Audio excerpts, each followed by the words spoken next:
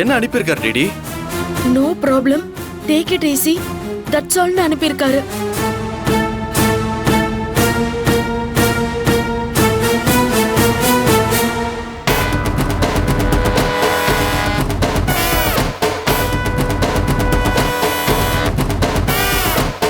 நான் தான் சொன்னேன்ல, கண்டிப்பா பாசிட்டிவ் ரிப்ளை தான் வரும்னு.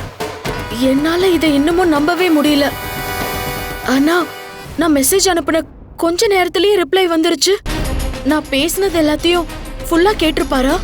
கேட்காமலையா நோ ப்ராப்ளம் டேக் இட் ஈஸின்னு அனுப்புறாரு? டாக்டரா இருக்கிறவங்க எல்லாம் ரொம்ப பிராட் மைண்ட் செட்டோட தான் இருப்பாங்க. இந்த மாதிரி எத்தனை கேஸ் அவங்க பார்த்துருப்பாங்க. அதுவும் இல்லாம உங்களுக்கு நடந்தது ஒரு ஆக்சிடென்ட் தானே, அதை எப்படி எடுத்துக்கணும்னு அவருக்கு தெரியாதா? இதுக்கு மேல நீங்க பயப்படவே வேண்டாம். அவரே ஓகே சொல்லிட்டாரு.